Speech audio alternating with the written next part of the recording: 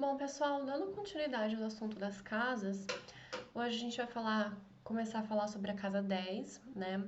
A casa 10 a localização dela, para quem ainda não memorizou, é, fica quando o sol dá meio-dia, sabe? Bem em cima da nossa cabeça. Então, claro que as casas a gente tem que sempre lembrar que ela é do ponto de vista da Terra, elas têm uma íntima relação com a Terra, tá? Então, se eu tiver aqui, a minha casa 10 é bem em cima da minha cabeça, né? E é totalmente o oposto para quem estiver lá no Japão. Então, vai ser o fundo do céu, né? Porque a gente tem que lembrar sempre da localização. Então, por isso que mudou de estado, cidade muda pouco, às vezes muda mais, né? Já pode mudar o funcionamento ali das casas, por isso que a gente tem os fusos horários, né? Porque a altura ali do sol vai depender. Então, como é uma casa que simboliza o meio do céu, né? Casa 10 é a cúspide da casa 10, é o meio do céu. A gente tem essa nomenclatura de ascendente, meio do céu, descendente, fundo do céu, e algumas pessoas ficam confusas, né? Qual que é a diferença? Esses termos que a gente usa para denominar ascendente, né, meio do céu, fundo do céu e descendente, está mais relacionado com a cúspide. Então, a cúspide tem essa nomenclatura. Por isso que, quando a gente for falar casa 1, a cúspide da casa 1 é o ascendente, tá? É mais ou menos essa a diferença, ok? Mas se a gente colocar ali um planeta que está lá no final da casa 1, quase casa 2, ainda está na casa 1, né? Mas ele não está tão perto do ascendente, né? Então, esses nomes, eles têm mais relação com esse ponto em específico, né? A proximidade com esse ponto. E eles vão estar relacionados com a cúspide das casas.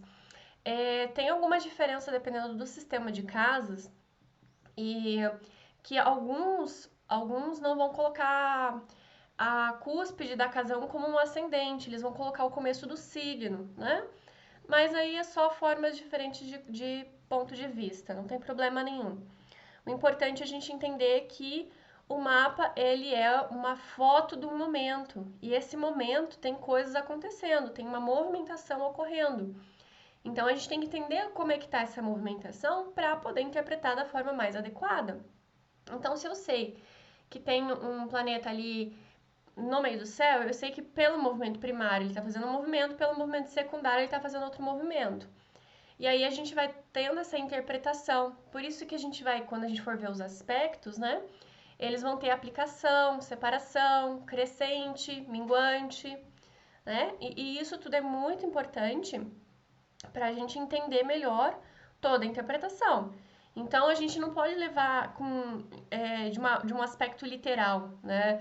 Como, ele está ali exatamente na casa 1. Não, ele está na casa 1, mas ele de repente está mais perto da cúspide do ascendente, ou ele está mais perto da 2, ele está no signo da 2 ou ele está no signo do ascendente, né?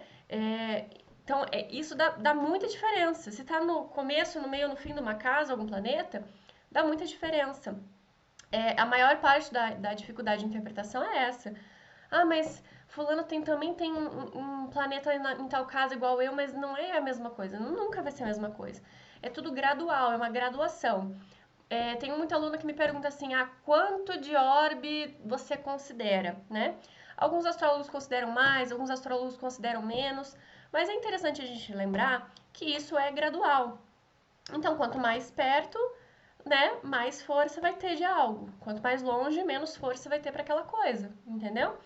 Então, quanto mais perto do meio do céu, Miriam Celli, que a gente tiver, um planeta, mais força ele vai ter, tanto de ação quanto de manifestação no mapa, tá?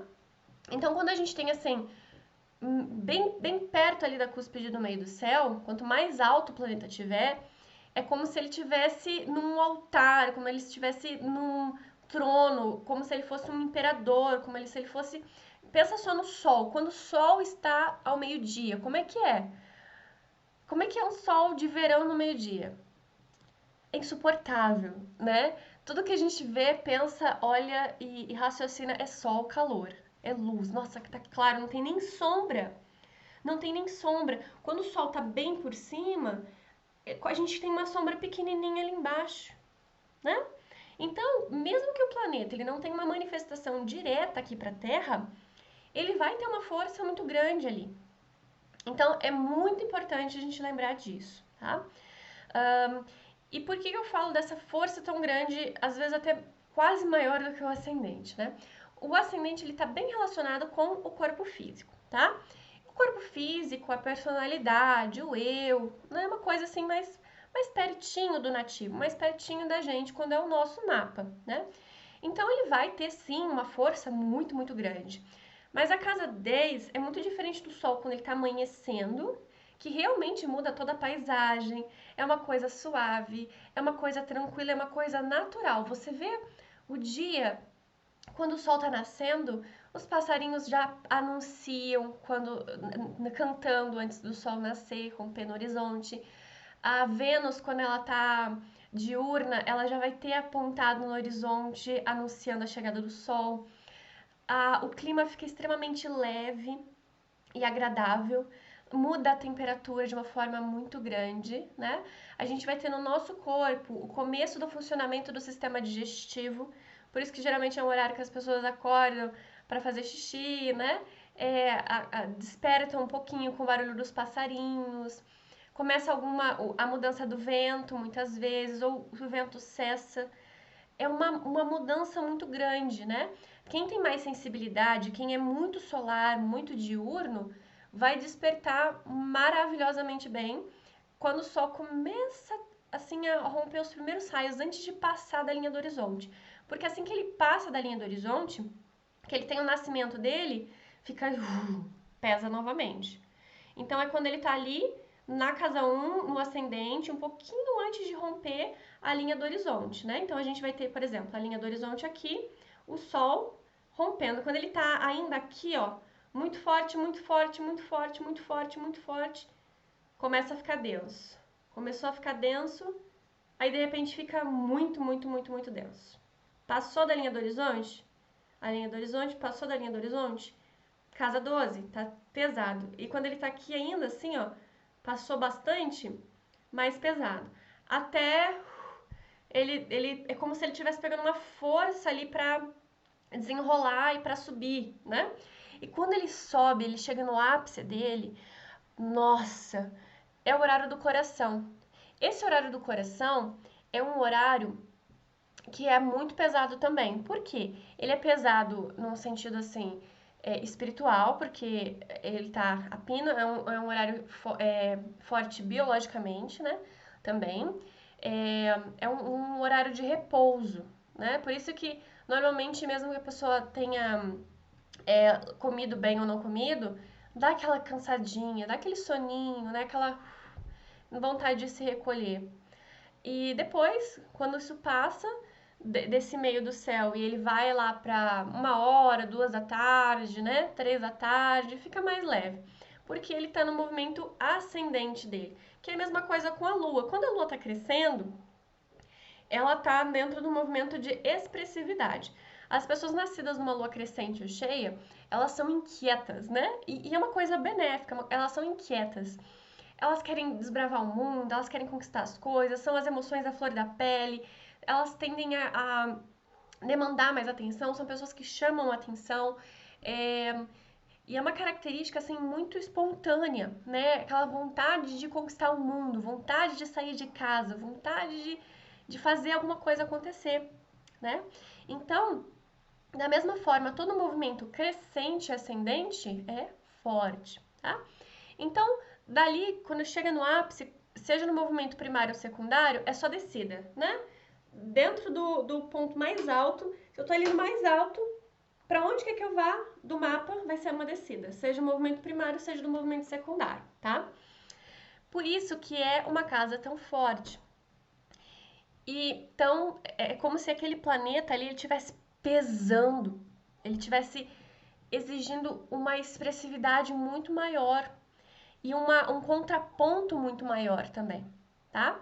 Como é que é esse contraponto? São pessoas que têm, por exemplo, Júpiter, Saturno, são astros geracionais não, perdão, eles são intrapessoais, né? Tem os pessoais, os interpessoais e os geracionais. Então, eles são inter ou intrapessoais, né? Eles vão ter um pouquinho a mais ali do que a relação com a Terra. Eles estão uma relação quase que espiritual já. É muito difícil de lidar com aquela energia. Ah, Saturno no meio do céu é a casa dele, né? Saturno, Capricórnio. Vai vendo. É uma cobrança muito grande por estruturação. Então, claro, a pessoa vai ter grandes projetos, muita ambição, muita coisa, mas ela tem que ter sempre o contraponto, ela tem que sempre conseguir equilibrar. Como é que ela vai dar conta de um grande projeto, de uma coisa grandiosa, se ela não pegar o passo a passo, pequeno, e ir desenvolvendo uma estrutura ali para daí chegar num prédio muito alto, para daí chegar num investimento muito alto, se ela não tem conhecimento daquela causa, entende? Então, realmente é muito bom, porque a pessoa ela tem a ambição, ela tem aquela aspiração por algo grandioso, mas ela precisa ir desenvolvendo aquela estrutura, senão tudo desmorona. Então, por isso que normalmente é muito difícil de lidar com qualquer planeta ali no meio do céu, né?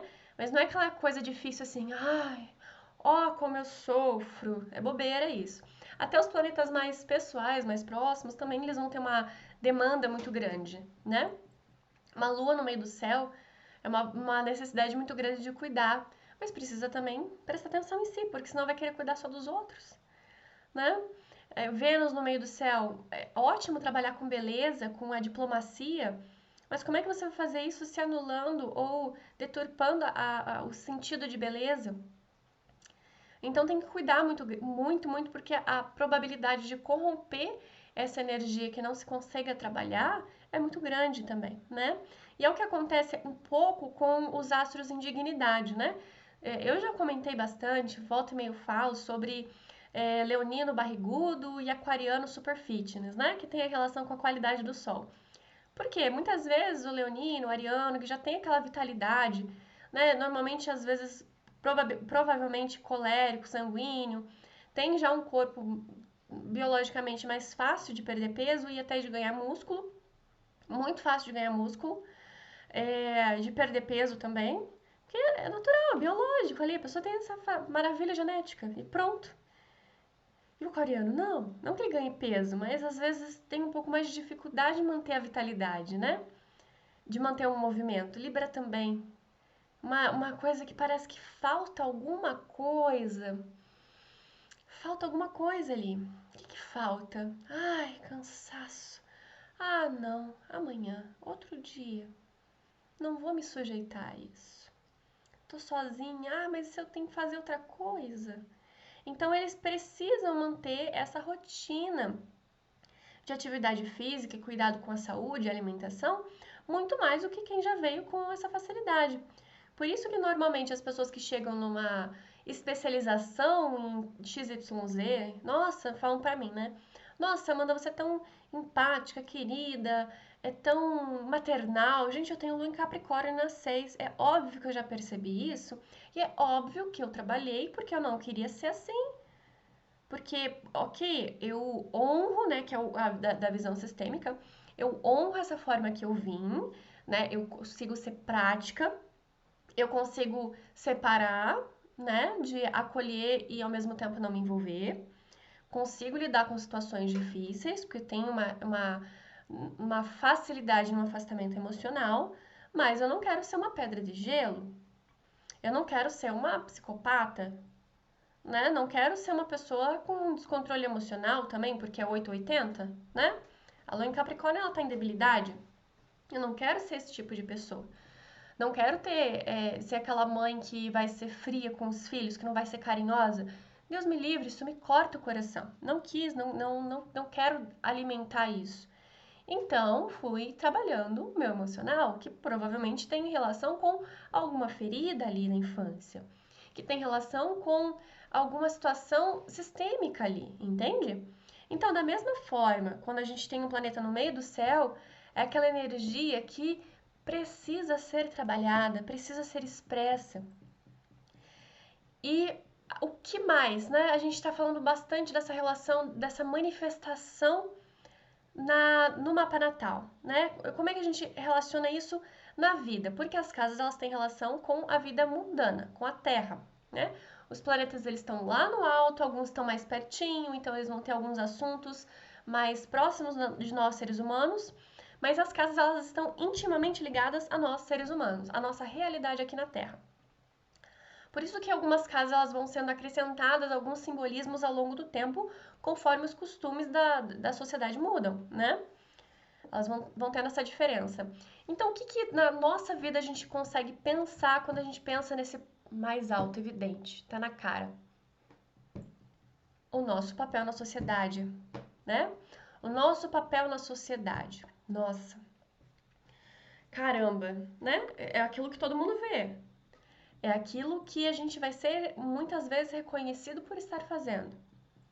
Às vezes pode ser um trabalho simples que a pessoa não fique conhecida por isso, mas todo mundo fala: "Ah, Amanda é astróloga". Então, pra mim, no meu caso, quem eu sou tá intimamente ligado, né? Porque eu tenho inclusive a conjunção do regente da casa 10 e do regente do meu ascendente.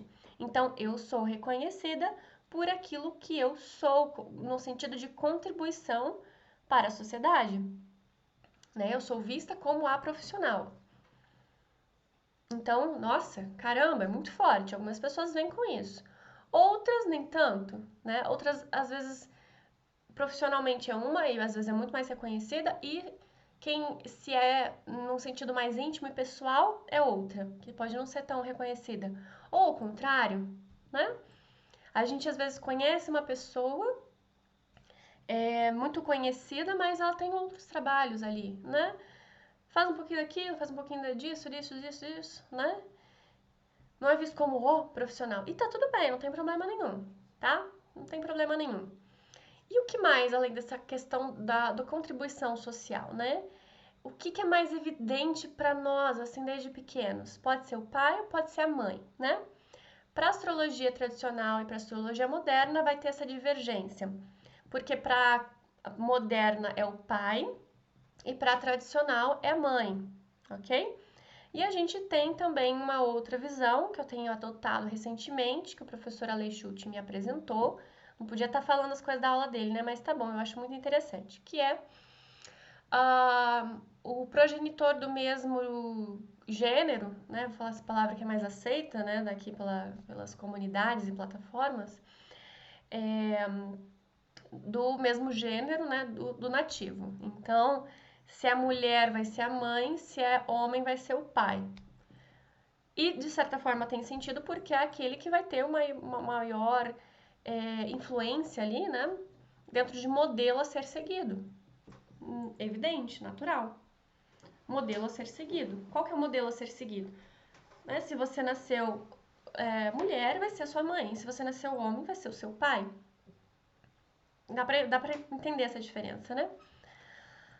Me inspiro, querendo ou não. Nossa, meu pai foi alcoólatra, foi ausente, não conheci meu pai, me abandonou. Homem falando isso, né? Sinto muito, mas tá ali. Querendo ou não, aquele modelo a ser seguido, né? Aquela força mais forte familiar. Aí tem que maneirar, né? Tem que maneirar, tem que dar um jeito. Eu acho bonito o simbolismo no sentido da mãe, porque a mãe costuma ser uma autoridade muito forte porque ela deu a vida, né? Então, como ela deu a vida, nos gestou, caraca, é uma coisa assim, tem até pichações que eu acho muito engraçado, né? Contra todo tipo de autoridade, exceto pela minha mamãe. E a mãe é a que bota a ordem na casa, né? Por mais que não seja uma ordem tão disciplinar, num sentido assim, rígido, né? Que os limites normalmente ele vem do homem, mas a mamãe, ela ordena de uma forma mais suave. Então, assim, vamos que tá na hora do banho, a janta tá pronta. É tradicional, gente, não me vem com convenção moderna que o simbolismo não funciona. Não funciona, tá tudo torto, tá tudo errado, por isso que nada dá certo, tá? Tira o sapato para entrar em casa. Ah, leva o prato na pia. Naquela coisa assim mais tranquila, sem precisar gritar, brigar, porque quando grita, briga, não tem respeito. E aí a gente vai vendo uma funcionalidade, um ordenamento, né? Ah, na segunda-feira eu vou lavar roupa, na terça-feira eu limpo as janelas, na quarta-feira eu, né, vou fazer não sei o que lá, né? Ah, tal horário tem tal coisa, e as coisas vão acontecendo dentro da rotina que a mulher impõe para o lar. O homem, ele só segue a rotina, ele tem o trabalho dele, mas a mulher, ela vai fazendo, vai dando esses ajustes, né, para uma rotina no lar em si, no lar em si. E quando a mulher não tá bem humorada, ela acorda com o pé esquerdo, todo mundo fica mal pra caramba. Pode qualquer um da casa acordar com o pé esquerdo e não ficar bem. Todo o resto continua fluindo se a mulher estiver bem. Se a mulher tá bem, todo mundo continua fluindo. E tá tudo bem, fica tranquilo o clima.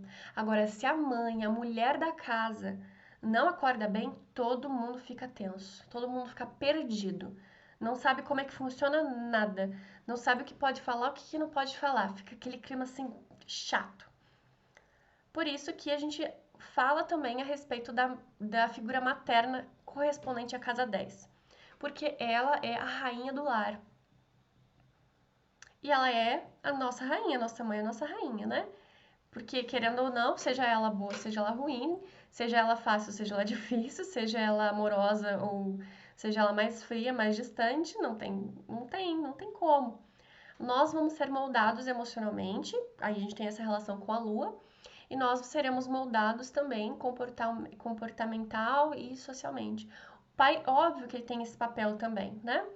Porque ele tem esse papel em relação ao domínio e a domínio, assim, não no sentido ruim, mas no sentido de direcionamento também da mulher, da esposa, né? Porque ela é a lua que está refletindo a luz do sol, o marido, o homem, o pai. Enfim, tem muita coisa sobre isso, mas vamos voltar aqui, né? Então, falando de autoridade, por isso que ela também é uma casa que tem relação com os chefes, tá? Para astrologia horária, a gente vai ver o chefe como o dispositor do regente da casa 10. Então, por exemplo, é, deixa eu ver, se a casa 10 está com peixes, né? E Júpiter, que seria esse regente, está em Libra. Então, no caso, Vênus, que rege Libra, seria o tal do chefe. Tá? Então, funciona bem para horário. É o dispositor do regente da casa 10. A gente não tem o dispositor do regente do ascendente para ver a motivação primária? Então, o dispositor do regente da casa 10, a gente vai ver o chefe. É uma derivação da derivação. É bem simples, é só pegar a lógica, tá? E falando dessa coisa de chefe, né? O chefe, ele precisa conhecer o funcionamento de tudo para ser um bom chefe. Então, a mãe sabe qual é a função de cada coisa da casa, né? Para ser uma boa rainha do lar. Tanto que tem aquela história, né? Ai, eu vou ter empregada. Eu não quero fazer essas coisas de casa. Eu vou comprar comida fora. Mas tem que saber fazer num caso de emergência ou até mesmo para saber o que a pessoa está fazendo dentro da sua casa. Se está gastando muito produto, se está de repente levando vocês à falência, se está roubando alguma coisa, se está fazendo direito, se está fazendo mal feito, se está fazendo de uma forma porca. Tem que saber fazer para saber ensinar. Porque, gente, não tem como. Mesmo profissionais da área, a gente precisa ficar em cima. Tem que ficar em cima. Eu não consigo ficar parada assim com alguém limpando minha casa. Porque a mulher ela tem uma correspondência com a casa física em si muito forte. Muito forte. Quando ela se torna rainha do lar mesmo, é uma correspondência muito forte. Então, se tem alguma coisa que na casa não tá legal, ela vai ficar uma arara. Não vai ficar bem.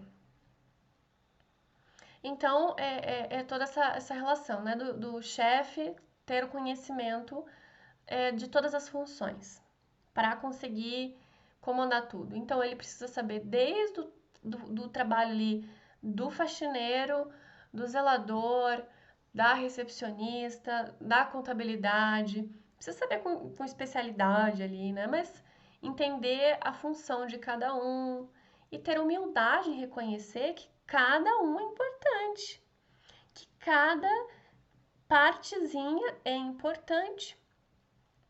Então é a humildade. A humildade, gente, ela tem correspondência com os joelhos. Todas as juntas, né? Todas as articulações, mas principalmente os joelhos. Porque é se ajoelhando, é conseguindo se ajoelhar, que a gente tem esse gesto, né, de humildade. É por isso que a gente reza de ajoelhado, né? A gente fica num gesto ali de humildade, de humilhação. As mãos juntas também é de uma rendição, né? Quando a gente vai ser preso, a gente coloca as mãos juntas, mas assim, no sentido de se render, de se entregar, né? E não sei se vocês já repararam, mas os desenhos representando os demônios, né? Eles não têm joelhos, porque o orgulho, né, é o pior de todos, né? Aquele que realmente condena, que é condenável, porque a pessoa mesma se condena, né? A pessoa mesma, ela se acha terrível demais, maior, o pecado dela é maior do que a misericórdia de Deus. Então ela é orgulhosa de achar que o pecado dela é maior do que a misericórdia de Deus e se condena, né? Então tem relação com o orgulho, que foi o pecado também de Lúcifer, né? Ele se achava melhor que o ser humano, se achava mais correto do que a ordem divina e houve a queda. Porque o que acontece também? Se a gente não tem a possibilidade de se abaixar, de se curvar, e quando a gente cai, o que acontece quando a gente cai de uma altura grande? Os joelhos flexionam, né? O joelho flexiona para amortecer a queda. Se não tem um amortecimento da queda, cai. Então são correspondências que a gente vê, tá? Enfim, é muito importante quem tem essa casa em evidência, Saturno em evidência, né? Cuide bastante da ossos, articulações, toda a estrutura óssea. Pode ter uma relação também com pele, tá? Por que pele? Porque ela é o limite do nosso corpo também, quanto a isso, né?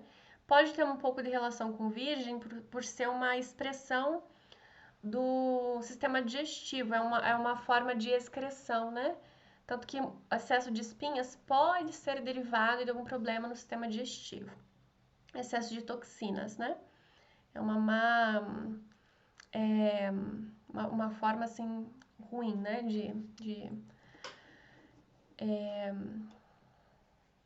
De expressão. Marte é o co-significador dessa casa. Co-significador, o que é co-significador? É uma forma de entender melhor o funcionamento dessa casa, das casas, tá? Só isso, só isso. Então dá uma voz de comando, né? Aquela coisa enérgica, o líder, né? O comando, mais ou menos isso. E Marte na casa 10 é dignidade? Não, é dignidade acidental. É porque ele tá angular, né? É um ângulo, tá forte. A pessoa pode ser bem marcial, pode ser um grande líder. Mas por ser o co-significador, não. Qualquer planeta que tiver ali vai estar digno acidentalmente, não é porque é Marte, tá?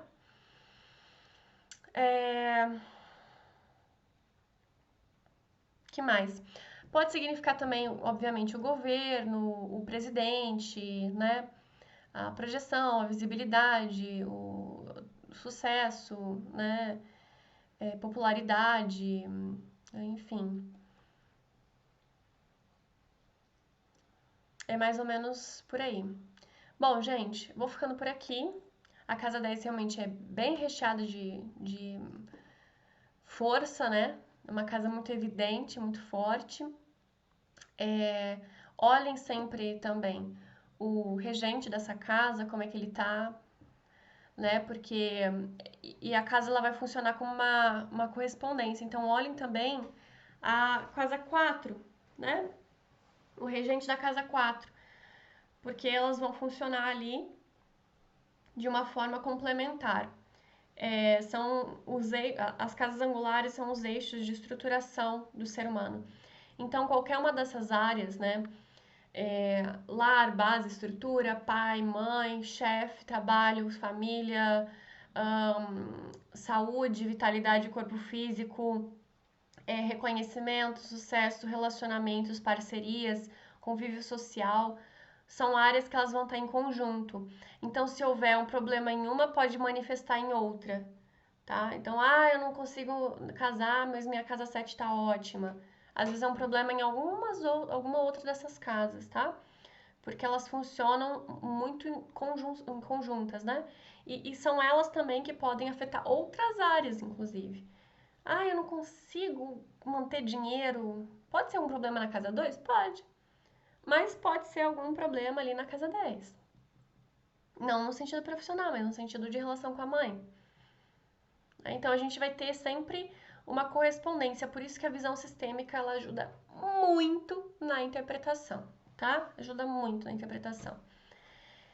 Não tem como, ok?